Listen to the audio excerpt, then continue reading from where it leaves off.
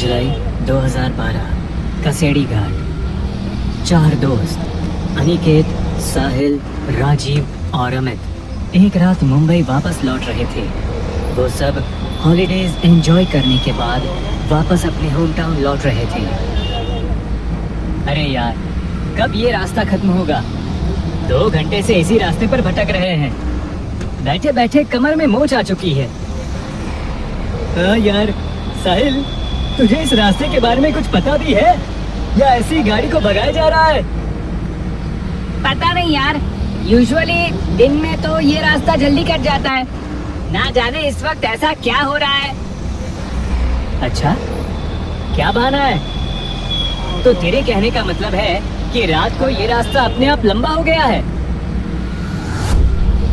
नहीं, मेरे कहने का ये मतलब नहीं है। मैंने अब तक कभी रात में इस रास्ते से सफर नहीं किया।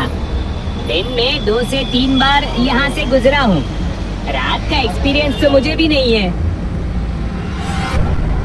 अच्छा, तो बिना एक्सपीरियंस के ही तूने रात के 12 बजे इस रास्ते को चुना है। वो अभी आपस में बात ही कर रहे थे कि तभी उन्हें पीछे से किसी ट्रक की तेज हॉर्न सुनाई देती है।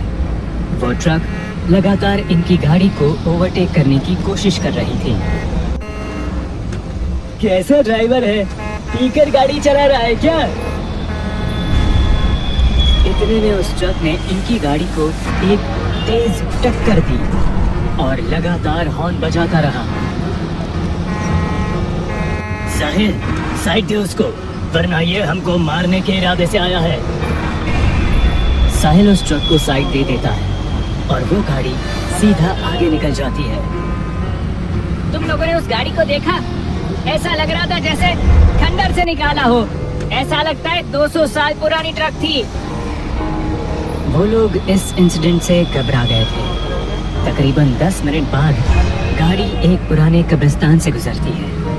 उस हाईवे पर एक कब्रिस्तान भी पड़ता था। गाड़ी जैसे ही उस कब्रिस्तान के नजदीक से गुजरती है, उन्हें कब्र के पास वही पुरानी ट्रक दिखती है जो थोड़ी देर पहले उनकी जान की दुश्मन बनी थी। साहिल, गाड़ी रोक, वो देख। अरे, ये तो वही ट्रक है जिसने हमें परेशान कर दिया था। तो दोस्तों, अब क्या इरादा है? मुझे लगता है हमें एक बार जाकर देखना चाहिए कि असल में माजरा क्या है। तू पागल हो गया है क्या? आधी रात में इस तरह कब्रिस्तान में जाने की बात कर रहा है? अरे मरना है क्या? अमित उन्हें वहां जाने से रोकने की कोशिश करने लगता है, लेकिन तभी उन्हें उसी ट्रक में से एक आदमी उतरता दिखता है जिसने काले पोशाक पहने हुए थे और उसके सिर पर एक हैट था। वो लगभग 7 फीट लंबा और हट्टा कट्टा था। ये देखकर न जाने क्यों सबकी उत्सुकता और बढ़ गई और अमित के अलावा सभी उस आदमी के बारे में पता लगाने को उत्सुक हो गए। अमित को भी मजबूरन उनके साथ चलना ही पड़ा। भला वो अकेला रहकर क्या ही कर लेता। टॉर्च की रोशनी में चारों जब उस ट्रक के नजदीक एक दीवार के पास पहुंचे तो उनका दिल बैठ गया।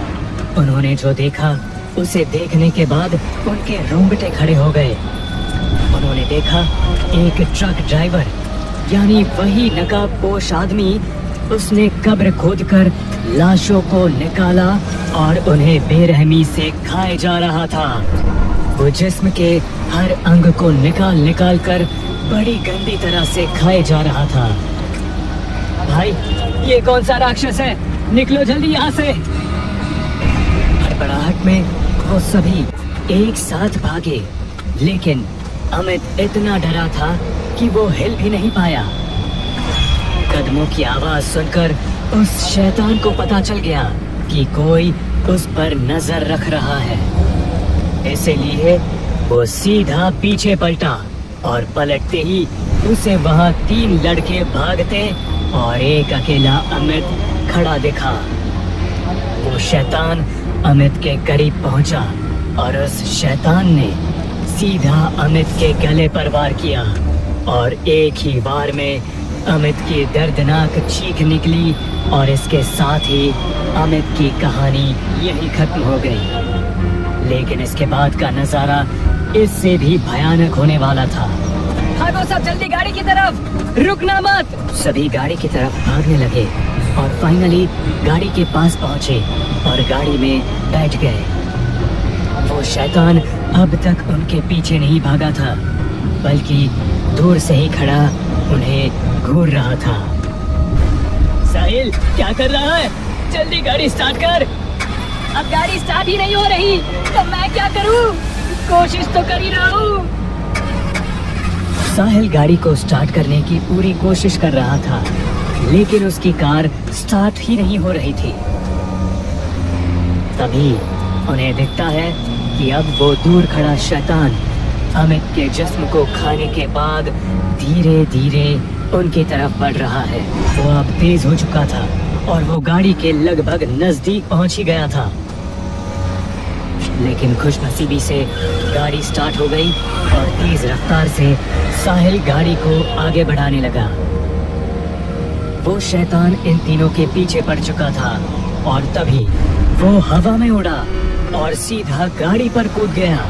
और अनिकेत ने खिड़की से बाहर अपनी मुंडी निकाली, ये कंफर्म करने के लिए कि क्या ये वही शैतान है। तभी उस शैतान ने अनिकेत के सिर को